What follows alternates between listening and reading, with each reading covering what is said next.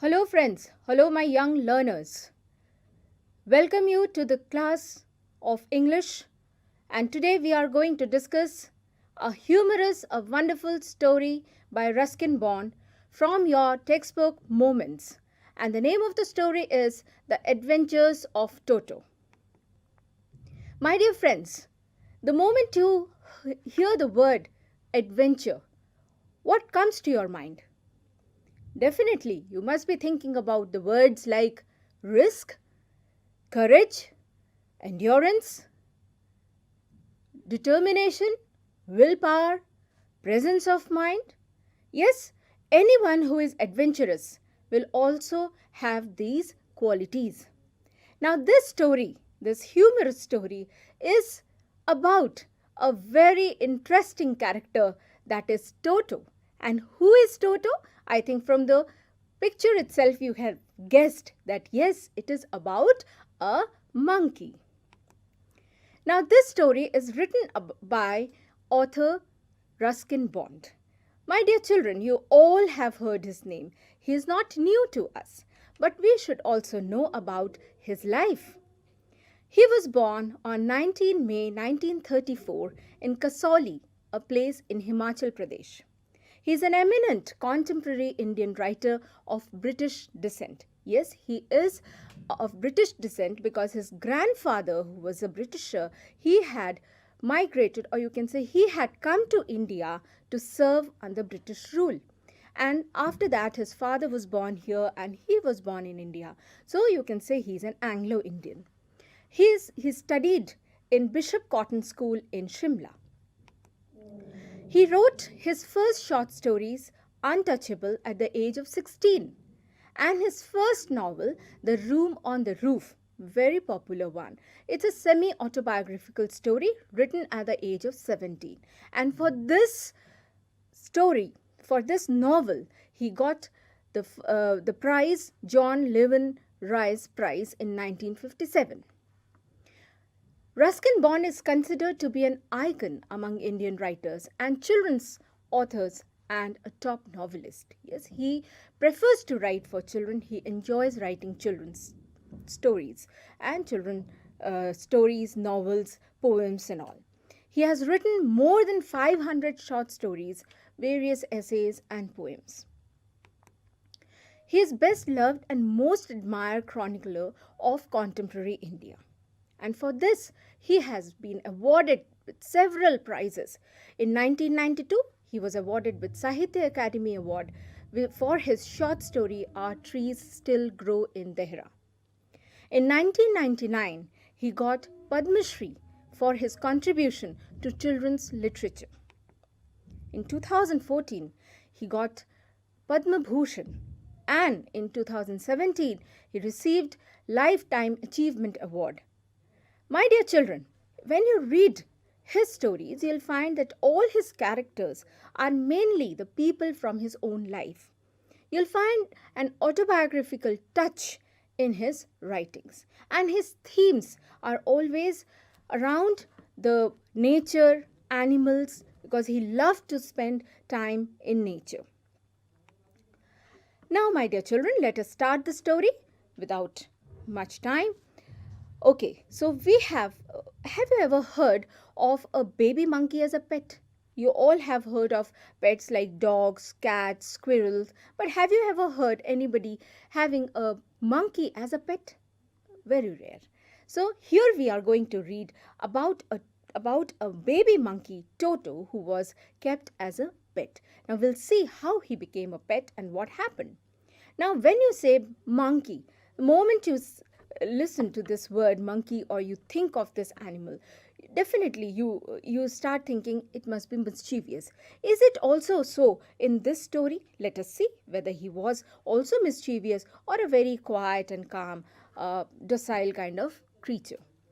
This story is basically a humorous and adventurous story of Toto the pet. Here goes the story. Grandfather bought Toto from a Tonga driver for the sum of 5 rupees. Now you must be thinking 5 rupees in today's time? No, my dear children, when this story was written long back, this 5 rupees also had some value. right? And now these days, even if you multiply it several hundreds, you'll find that it is worth 500 rupees or so. So grandfather bought Toto from a Tonga driver for the sum of 5 rupees. The Tonga driver used to keep the little red monkey tied to a feeding trough. What is trough? It is a container for feeding animals. You will see it in the picture also. And the monkey looked so out of place there that grandfather decided he would add the little fellow to his private zoo. From here we get to know that grandfather had a private zoo and he had several animals kept in that.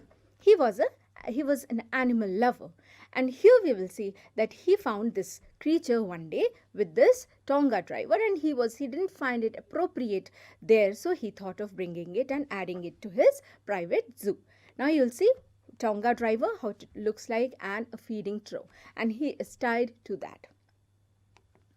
Toto was a pretty monkey. How can you say he was a pretty monkey? You just see his appearance on the screen. You can see the picture here. His bright eyes sparkled with mischief beneath deep-set eyebrows, and his teeth, which were a pearly white. Pearly white means it shines, or it is as bright as pearl. Pearl is a kind of gem. Were very often displayed in a smile that frightened the life out of elderly Anglo-Indian ladies. Yes, we'll see that here, Anglo-Indian ladies, because Ruskin Bond is talking about the place where he lived, and he finds a lot of Anglo-Indian ladies there, and he finds that Toto, his smile and all, really frightens them. But his hands looked dried up, as though they had been pickled in the sun for many years. Yet his fingers were quick and wicked, and his tail, you see, what tail, while adding to his good looks. Now, grandfather believed a tail would add to anyone's good looks, right? You see what he used to do, also served as a third hand. You see how he is using his tail in clutching. He could use it to hang from a branch, and it was capable of scooping up any delicacy that might be out of reach of his hands. So he was very, very clever. Grandmother always fussed when grandfather brought home some new bird or animal. Now, grandfather was fond of animals, but grandmother did not at all favor these things, and she always got annoyed with grandfather bringing animals and putting them in the zoo. So it was decided. Now what was decided? You see how intelligent was grandfather. So it was decided that Toto's present should be kept a secret from her until she was in a particularly good mood. So this was kept as a secret, that Toto has been brought and added to his zoo. Grandfather and I put him away in a little closet opening into my bedroom wall. So there was a kind of, you can say, a shelf kind of thing, a closet, and where he was being put, where he was tied securely, or so we thought, to a peg. Peg, you can see, where we also hang our clothes or some purse or anything that you would belt, anything that you would like to hang, you can just hang it there. So he was also, you can say, it's a kind of hook, and it was fastened into the wall. A few hours later, when grandfather and I came back to release Toto, we found that the walls, which had been covered with some ornamental paper chosen by grandfather, now stood out as naked brick and plaster. So they didn't find Toto there, rather whatever was there had come out. The peg in the wall had been wrenched from its socket, and my school blazer, which had been hanging there, was in shreds. I wondered what grandmother would say, but grandfather didn't worry. He seemed pleased with Toto's performance. You see the difference in grandfather's approach or attitude towards this Toto. He didn't find it wrong, whatever he did, and he was very pleased that Toto is quite active. He's clever, he says, he's clever, said grandfather. Given time, I'm sure he could have tied the torn pieces of your blazer in a rope and made his escape from the window. So, you, as I mentioned it earlier also in the introduction, that this story contains lot of elements of humor. And here we find how grandfather has analyzed his mischiefs. You see, what he says is that perhaps he could have applied his mind and used the torn pieces and tied it, made it a rope, and he would have escaped from the window. His presence in the house still a secret. Toto was now transferred to a big cage in the servants' quarters where a number of grandfather's pets lived very sociably together, a tortoise, a pair of rabbits, a tame squirrel, and for a while my pet goat. So these were the things kept there, and Toto was another addition there. But the monkey wouldn't allow any of his companions to sleep at night. So grandfather, who had to leave Dehradun next day to collect his pension in Saharanpur, decided to take him along. Unfortunately, I could not accompany grandfather on that trip, but he told me about it afterwards. A big black canvas kit bag was provided for Toto. This, with some straw at the bottom, became his new abode, his new home. When this bag was closed, there was no escape. Toto could not get his hands through the opening, and the canvas was too strong for him to bite his way through. His efforts to get out only had the effect of making the bag roll about on the floor or occasionally jump into the air. An exhibition that attracted a curious crowd of onlookers on the Dehradun railway platform. So, whatever Toto was doing inside the bag, all those activities really attracted the attention of all those people who were there at the railway platform. Toto remained in the bag as far as Saharanpur. But while grandfather was producing his ticket at the railway turnstile means, you'll see it in the picture, it's a mechanical gate consisting of revolving horizontal arms fixed to a vertical post, allowing only one person at a time to pass through. You can see it in the picture. Toto suddenly poked his head out of that bag and gave the ticket collector a wide grin. The poor man was taken aback, but with great presence of mind and much to grandfather's annoyance, he said, "Who is he here?" The ticket collector. "Sir, you have a dog with you? You'll have to pay for it accordingly." This was something that the ticket collector immediately told grandfather. In vain did grandfather take Toto out of the bag. In vain did he try to prove that a monkey did not qualify as a dog or even as a quadruped. Toto was classified a dog by the ticket collector, and 3 rupees was the sum handed over as his fare. Finally, nothing worked out, and the ticket collector had to be given 3 rupees for carrying Toto, whom he considered to be a dog. Then grandfather, just to get his own back, took from his pocket our pet tortoise and said, "What must I pay for this, since you charge for all animals?" Now grandfather wanted to ask this. He had a query and he thought that maybe he will ask for the tortoise also. The ticket collector looked closely at the tortoise, prodded it with his forefinger, gave grandfather a pleased and triumphant look and said, "No charge. It is not a dog." When Toto was finally accepted by grandmother, he was given a comfortable home in the stable.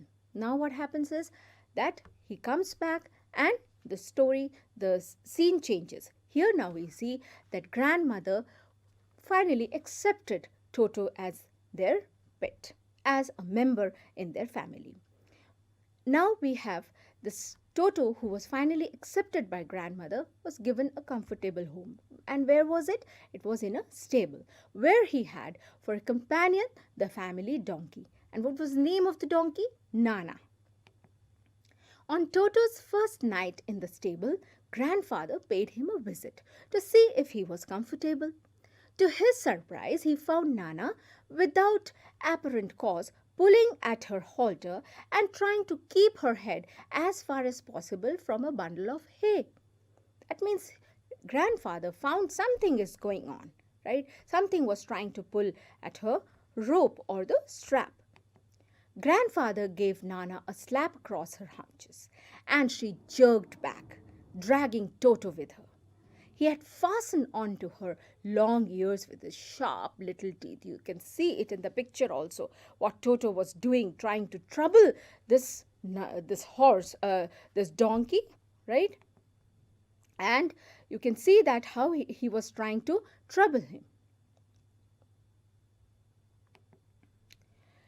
Toto and Nana never became friends. They could never become friends. A great treat for Toto during cold winter evenings was the large bowl of warm water given him by grandmother for his bath. He would cunningly test the temperature with his hand, then gradually step into the bath, first one foot, then the other, until he was into the water up to his neck. Once comfortable, he would take the soap in his hands or feet and rub himself all over. You see how quickly, how intelligently he had learnt everything. When the water became cold, he would get out and run as quickly as he could to the kitchen fire in order to dry himself. If anyone laughed at him during this performance, Toto's feelings would be hurt and he would refuse to go on with his bath. One day Toto nearly succeeded in boiling himself alive. A large kitchen kettle had been left on the fire to boil for tea, and Toto, finding himself with nothing better to do, decided to remove the lid. Very clever, very naughty, very notorious. Finding the water just warm enough for a bath, he got in, with his head sticking out from the open kettle. This was just fine for a while, until the water began to boil. Toto then raised himself a little, but finding it cold outside, sat down again. He continued hopping up and down for some time, until grandmother arrived and hauled him, half boiled, out of the kettle. If there is a part of the brain specially devoted to mischief, that part was largely developed in Toto. That was the conclusion by grandfather. He was always tearing things to pieces. Whenever one of my aunts came near him, he made every effort to get hold of her dress and tear a hole in it. You can see now, while we are reading, that what all activities he has done which has created problem to others. Not only those who were kept in the zoo, his private zoo, but he had also troubled the others like aunt. Here whenever he gets a chance to catch hold of her clothes, he would take it and tear it into pieces. One day at lunchtime, another mischievous activity. One day at lunchtime, a large dish of pulao stood in the center of the dining table. We entered the room to find Toto stuffing himself with rice. Okay? My grandmother screamed and Toto threw a plate at her. You see, now he is not just mischievous. You can see that his activities are now troubling the members of the family. One of my aunts rushed forward and received a glass of water in the face. When grandfather arrived, Toto picked up the dish of pulao and made his exit through a window. We found him in the branches of the jackfruit tree, the dish still in his arms. You can see the tree and you can see the fruits. He did not leave a chance. He just made an exit and took his shelter on this tree, and he was happily enjoying the pulao. He remained there all afternoon, eating slowly through the rice, determined on finishing every grain. And then, in order to spite grandmother, who had screamed at him, he threw the dish down from the tree and chattered with delight when it broke into 100 pieces. Now, you can see that Toto's activities were now turning out to be destructive. He started destructing the things, he started destroying the things, breaking the things, and this caused lot of discomfort to every member of the family. And after this incident, they started thinking what to do, whether we should keep him or we should think about making him go somewhere else or handing him over to some other person. Obviously, Toto was not the sort of pet we could keep for long. Yes, because when we say pet, we say the pet is tamed, listens to you, follows your instructions, obeys you, and is not creating a kind of disturbance or does not annoy anyone. Does not annoy anyone. So here we see that Toto's activities, perhaps they were very they were not very creative, they were very destructive activities, and he was in a way making the people very uncomfortable. Even grandfather realized that we were not well to do and could not afford the frequent loss of dishes, clothes, curtains, and wallpapers. He had he had broken the dishes, he had spoiled the clothes, he had made holes in the curtains, even he had torn the wallpaper. So these things were not very, they were not appreciated by anyone. And grandfather, who had brought Toto with lot of interest from that Tonga driver, also realized that he did something. So maybe his decision was not correct. So grandfather found the Tonga driver and sold Toto back to him for only 3 rupees. So here we get to know that Toto's activities finally did not find a place or were not appreciated in the family, and the decision was taken by grandfather that he should be handed over to the person from whom he had brought. And had Toto been not that destructive, had Toto been obedient, a properly disciplined creature, then perhaps grandfather would have loved to keep him for longer time, right? So it is said that sometimes these animals who are kept as pets, they definitely give us a good life, some time to enjoy with them, some pleasure. But the moment their activities go beyond size, that means they are not in control, then it becomes essential for everyone, for the especially the owner, to decide what to do, whether to keep it or to just send him. This is all about the story. I think all of you have understood and enjoyed the story. Now we'll move on to the questions quickly.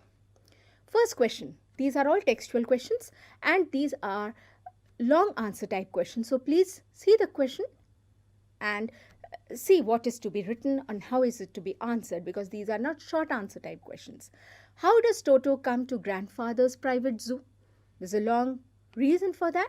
The writer's grandfather liked to collect animals and had made a zoo at home.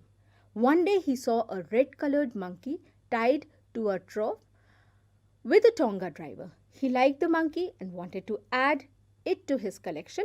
He bought Toto from the Tonga driver for a sum of 5 rupees. So this is how Toto got an entry into grandfather's house. Toto was a pretty monkey. If you remember, in the beginning of the story, we had discussed his appearance. So here we are going to discuss his appearance. In what sense Toto is pretty? You talk about his eyes, you talk about his teeth, you talk about his tail. You see how it is given. The writer says that Toto was pretty. He had bright shining eyes which were full of mischief. His teeth were pure pearly white. He had a long tail which was like a third hand for him. The writer's grandfather felt that a tail added to the beauty of an animal. So Toto was thought to be a pretty animal. Third question. Why does grandfather take Toto to Saharanpur and how? Why does the ticket collector insist on calling Toto a dog? So there are basically three questions. Why did he take him? How did he take him? And why did the ticket collector insist on calling Toto a dog? These can be treated as three individual questions also. So we'll be answering them individually. Toto was kept in a big cage, where a number of grandfather's pets lived very sociably together. But Toto was a mischievous monkey. He wouldn't allow any of his companions to sleep at night, so grandfather finally decided to take Toto to Saharanpur. This was the reason. Now, how was he carried? He was carried in a canvas bag, a thick canvas bag, and for which it was difficult for Toto to really bite. So, he could not have any escape, or there was no opening for Toto to come out. Then ticket collector, why do you think he insisted on calling Toto a dog? Because he wanted grandfather to pay the monkey's ticket. He collected monkey's fare with a great presence of mind. And how can you say the ticket collector was intelligent? Because he finally could manage to get those 3 rupees from grandfather, saying that the monkey was a dog. How does Toto take a bath? Where has he learned to do this? How does Toto almost boil himself alive? Again, we have three questions. How does Toto take a bath? How do you explain it? Toto would check the temperature of the water by inserting his hand in it. Very intelligent. Then he would step into the tub, 1 foot at a time. Finally, he would sit in it with his face out. Then he would rub soap on his body. When the water became cold, he would jump out and run to the stove in the kitchen to dry himself. He had learned this thing. How? From the writer. He used to observe the narrator very keenly, and monkeys are very intelligent in copying, imitating. One day a large kitchen kettle had been left on the fire to boil for the tea. So Toto decided to remove the lid. Finding the water just warm enough for a bath, he got into it. It was just fine for a while until the water began to boil. Toto then wanted to go out, but finding it cold inside, sat down again.